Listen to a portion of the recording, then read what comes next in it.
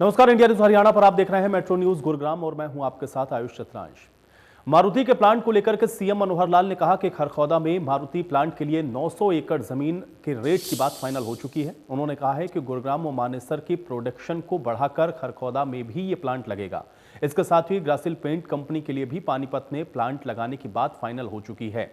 CM ने जानकारी देते हुए कहा कि पानीपत में 70 एकड़ में पेंट कंपनी का प्लांट लगेगा। सीएम ने कहा कि नौकरियों में 75% आरक्षण पर भी चर्चा हुई, जिनमें 50,000 सैलरी की कैटेगरी लिमिट को 30,000 की कैटेगरी तक रखा गया था।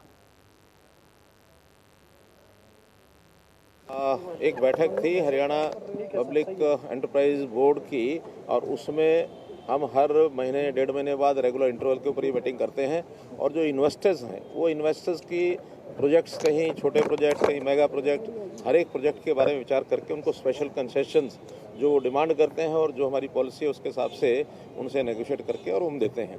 आज 2 उद्योग ऐसे हैं जिन्होंने ज़मीन के लिए भी और कुछ कंसेशन जो हमारे से मांगे थे वो पॉलिसीज हमने दोनों क्लियर कर दी हैं। एक उसके अंदर मारुति उद्योग खरखौदा के अंदर 900 एकड़ ज़मीन, क्योंकि कुछ रेट्स की बातें चल रही थी, आज हमने वो फाइनल कर दिया है। कुल मिलाकर के 2 करोड़ और 96 में से 10% कम, 296 का रेट है, लेकिन एक स्पेशल प्रोविजन है 10% कंसेशन का। वो विदिन 45 डेज अगर पैसा देते हैं तो 10% रिबेट, इस तरीके से फाइनल हो गया है। और बाकी उनको कुछ कंसेशंस हमने जो हमारा SGST होता है उसमें रीइंबर्समेंट होती है, तो वो हमने 15 साल के लिए उनको SGST की रीइंबर्समेंट दी है और ताकि वो उनको एक कंसेशन रहे। नया प्रोजेक्ट खरखौदा में उनका ये लगेगा और लगता है 2 या 3 साल के अंदर, 2.5 साल के अंदर वो प्रोजेक्ट को वहाँ ले जाएंगे। जो उनकी प्रोडक्शन यहाँ पहले गुड़गांव और मानेसर में चल रही है उसको और बढ़ा करके और उस प्रोडक्शन को करेंगे और एक प्रकार का हमारा ऑटो उद्योग है, ऑटोमोबाइल उद्योग है, वो और आगे बढ़ेगा। इसी प्रकार से एक दूसरा प्रोजेक्ट है ग्रासिम पेंट्स का। ग्रासिम पेंट्स की बातचीत पहले रोहतक में चल रही थी, लेकिन किन्हीं कारणों से उनको रॉ मटेरियल पानीपत में ज़्यादा मिलता था, उन्होंने एक्सचेंज किया है।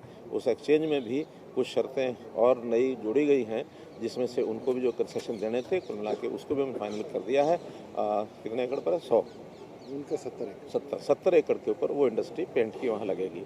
और तीसरा एक प्रोजेक्ट रेलवे के पार्ट्स बनाने के लिए भी एक ऑफर आई है, उसको फाइनल अभी बाद में करेंगे, लेकिन रोहतक में एक उस उद्योग का भी आज बातचीत प्रारंभिक हुई है। ऐसे 3 बड़े प्रोजेक्ट थे जिसके लिए आज चर्चा की। वहीं पराली को लेकर के सुप्रीम कोर्ट में हुई सुनवाई पर सीएम मनोहर लाल ने कहा कि दिल्ली सरकार का काम सिर्फ किसानों को कोसना है। उन्होंने कहा कि किसानों के अलावा भी कई ऐसे विषय हैं जिनसे पॉल्यूशन बढ़ता है। सीएम ने जानकारी ये भी दी कि हरियाणा में पराली जलाने के 183 और पंजाब में 3,200 मामले सामने आ चुके हैं।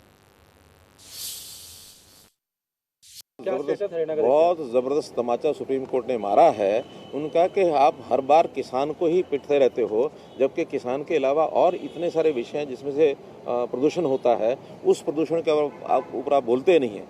यानी किसानों वाली फॉगिंग पराली उसका तो हमने खूब प्रबंध किए हैं, हमने मशीनें भी बांटी हैं, हमने उनको जुर्माने भी लगाए हैं, हमने 1000 रुपया प्रति एकड़ उनको इंसेंटिव भी दिया है। हम जितना कर सकते हैं पर्याप्त किया है। बल्कि हरियाणा का और अगर पंजाब का देखें तो पंजाब और हरियाणा की पराली में कम से कम 20 गुना ज़्यादा पंजाब के अंदर पराली जलाई गई है। हमारे पास डाटा रोज़ आ रहा, आंकड़े आ रहे हैं। हमारे यहाँ 183 केस हुए हैं पराली जलाने के और वहाँ 3200 बल्कि इससे भी ज़्यादा केसेस जो है पराली जलाने के, क्योंकि अब तो सारा सैटेलाइट उसको वो पिक्चर लेता है और उस पिक्चर के आधार के ऊपर ही काउंटिंग होती है, जाके काउंटिंग नहीं करनी पड़ती।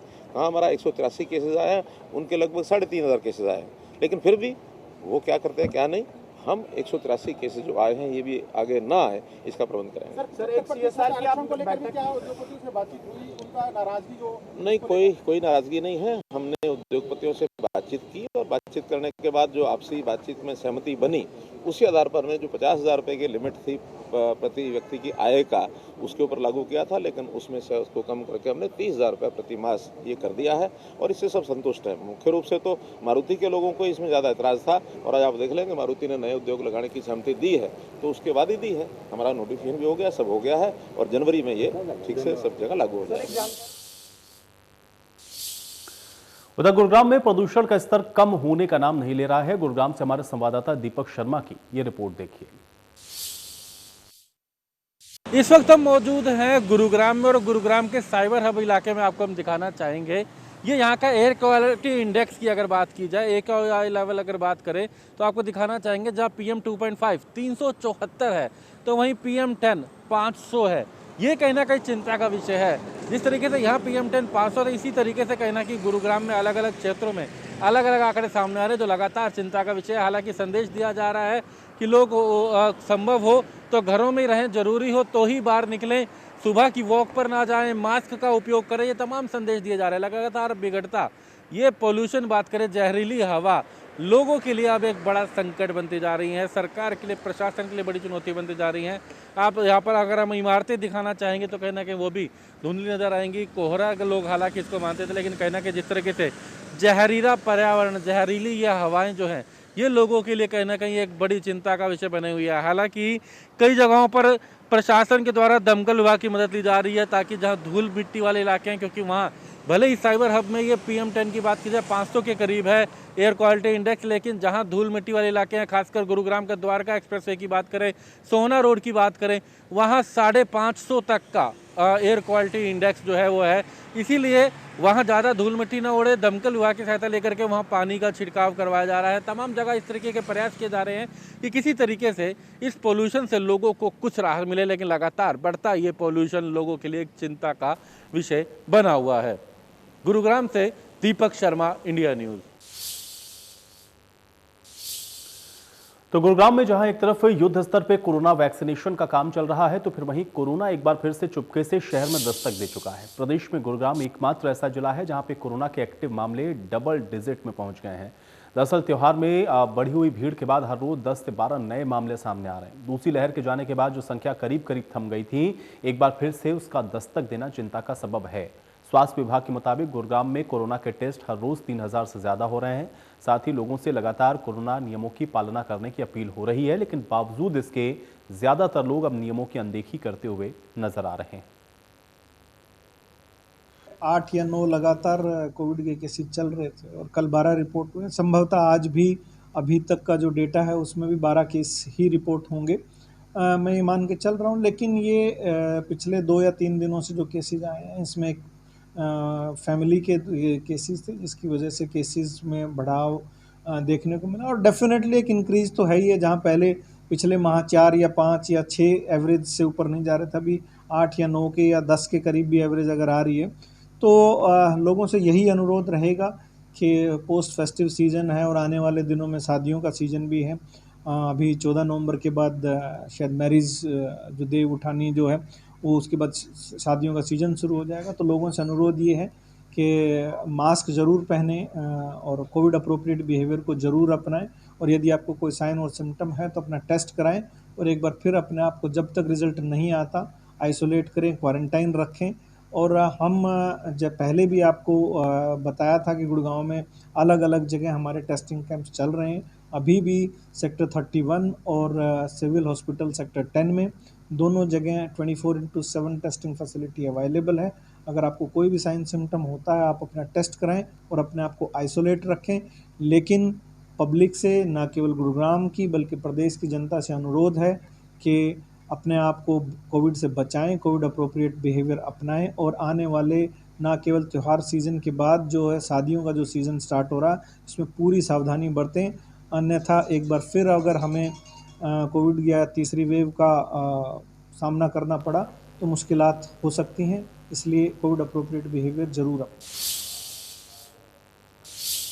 तो सोहना के बाजारों में त्योहार के बाद अतिक्रमण के कारण लगने वाले जाम ने आम लोगों के साथ साथ अधिकारियों के भी होश उड़ा रखे हैं। अतिक्रमण करने के कारण लगने वाले जाम आदेशों की धज्जियां उड़ा रहे हैं, जिसमें अधिकारी अतिक्रमण पे लगाम कसने की बात को कहते हैं। हालांकि अधिकारियों के बयान से लोगों को एक उम्मीद जरूर होती है, लेकिन आदेशों के बावजूद भी प्रशासन भी कोई भी अतिक्रमणकारियों के खिलाफ कार्रवाई नहीं करता है, जिससे अतिक्रमण और जाम आम लोगों के लिए एक विकराल समस्या का रूप धारण करता जा रहा है।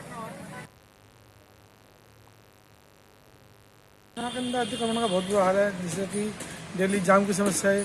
फुआरा चौक है, बाजार में जाम की समस्या डेली दिन प्रतिदिन अतिरूप विकराल रूप धारण कर रही है।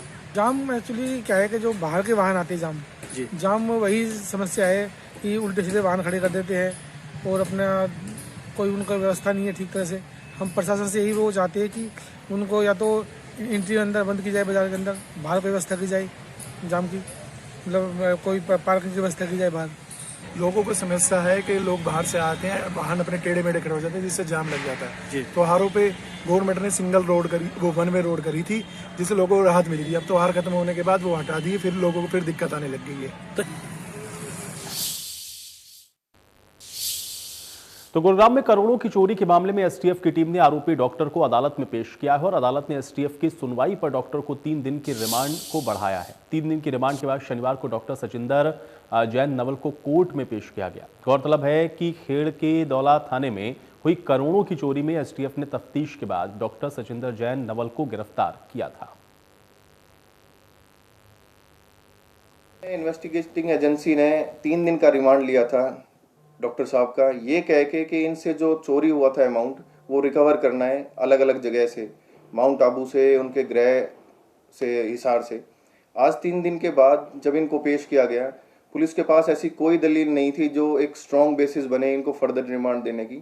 पुलिस का आज एलिगेशन था कि इनके पास जो अमाउंट आया था वो इन्होंने अपने हॉस्पिटल में लगा दिया, उस बारे इनसे आज आगे की पूछताछ करनी है। कोई रिकवरी नहीं है 3 दिन के रिमांड के बाद। आज माननीय न्यायालय में बहस इसी बात के ऊपर हुई कि ना तो हमसे कोई इस केस में आज तक रिकवरी हुई है। एलिगेशंस कंपनी ने लगाई हैं, कंप्लेनेंट कंपनी ने, कि हमारे 50 लाख रुपए और कुछ दस्तावेज चोरी हुए थे, जबकि इस पूरे प्रकरण में 5 करोड़ रुपए की रिकवरी पुलिस कर चुकी है, जिससे ये पता लगता है कि जो एलिगेशंस हैं सारे दोषों पे झूठे हैं। कहीं ना कहीं कंप्लेनेंट कंपनी के बेनामी ट्रांजैक्शंस को एक नंबर का करने के लिए ये ट्रायल चलाई जा रही है।